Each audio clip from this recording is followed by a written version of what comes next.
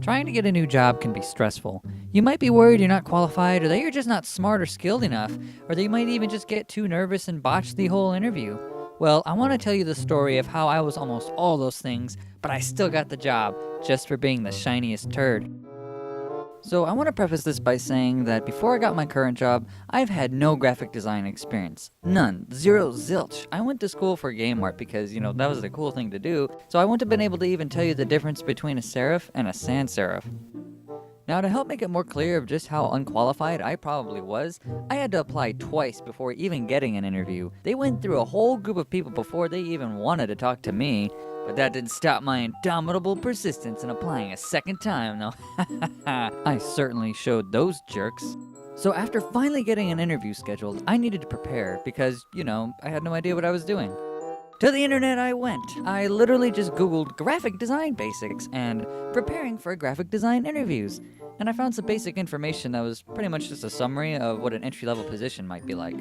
Now that I was learned about the subject, I needed to create a portfolio, which is very, very important to have. To anyone younger who might be watching this and who's interested in getting an art job, don't ever just rely on employers seeing your website and think that that's enough, because there's a good chance they won't even look at it. Unfortunately, I had to buy a new portfolio book since the one I had in college was freaking stolen from me.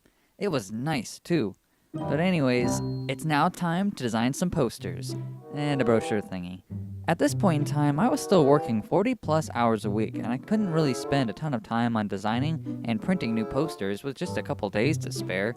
I was only able to make 2 posters and a brochure for an indie game that I was contributing to. Oh, and it turned out that on my brochure, I had spelling errors, and I didn't even see it until after the interview. So remember to always spell check your work, because I don't. At this point, I felt like I was still pretty light on the work that I could show, so I also decided to print out some of my more recent artwork that I had to show, and I just figured that I could try to make it relevant during the job interview somehow. Then I just got everything printed on some swanky high-glass cardstock paper, and I was good to go. Okay, so now I had the portfolio ready. I just needed the swag. Sadly, I didn't really have a nice set of clothes to wear, and money was a little tight at the time. But I was lucky enough that the hotel I was working at had gotten us all these cheap but fancy-looking uniforms. It even had a vest.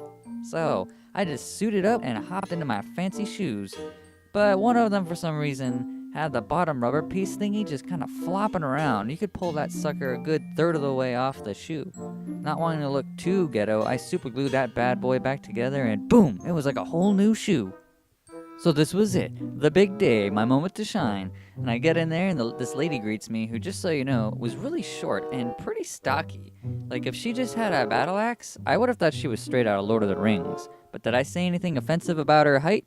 Nope, I was professional as hell. But they might have started to catch on that I was a little nervous, and they might have wanted me to crack under the pressure because they had me sitting there for freaking 20 or 30 minutes. Well, at least I felt like that, but I don't really know. I didn't want to check my phone and seem unprofessional, and the clock there didn't even work. At this point, I was wondering if anyone else even applied, since it seemed like I was the only person there. And then finally they bring me in for what I thought was going to be an intense one-on-one interview. Instead, though, they had me take a practical test, which, to be honest, I liked because it gives people a chance to really show their skills and knowledge in a way that's a lot better than asking them something stupid like, if you were an animal, what would you be? Alright, the practical test was finally finished, with just a few minutes left to spare. It wasn't too grueling. I just made some kind of baby poster design. I don't even really remember what it was about, other than I put a stork on it.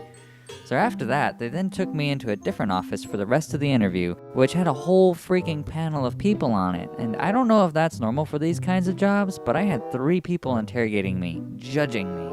And this is the part when my Boy Scout preparedness paid off, because I had my portfolio to show, which helped out a lot because they were asking me some pretty good questions, and I was kind of just bullshitting a lot of them. And they actually seemed kind of impressed with the extra work that I brought, now that I'm looking back on it. And I just know they saw all of my spelling and grammatical errors. And that was pretty much it. We shook hands and they showed me out. At first I wasn't sure if I even did a good job or not, but the lady who walked me out mentioned that me, of all people, was the only one to even bring in a portfolio, which, to be honest, was kind of surprising. I don't go around tooting my own horn about how great of an artist or designer I am, because I'm not. There are way more talented and creative people out there than I could ever be. Hence the shiniest turd.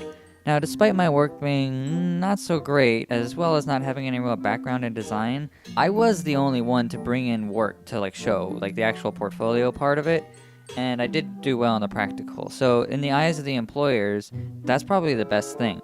By all rights, some of the people that were getting interviewed besides me could have been much better designers than I was or am. But, my sparkling personality and animal magnetism was probably just too much for them to withstand. So pretty much the moral of the story is if you're looking for work and trying to get hired somewhere, just try not to overthink the situation and make it more complicated than it really is. Just do the legwork that's necessary, leverage what skills and qualifications you might have, and to try to fill in the gaps for areas you might be lacking. Just as well, don't be afraid to try and apply somewhere just because you're not sure if you're qualified enough. If there's an opportunity you honestly think you have a chance at, it's not gonna hurt to go for it. Just maybe be a little more prepared than I was. You never know, you might just get lucky. Thank you for watching, and I hope you've enjoyed my first ever YouTube video. If you have any comments or suggestions on the format, or if you just have any pro tips, I'd love to read it in the comments. If you have any stories of your own you'd like to share, please do. We could all learn something from each other's experiences. Thank you again, and I hope to see you around. Bye.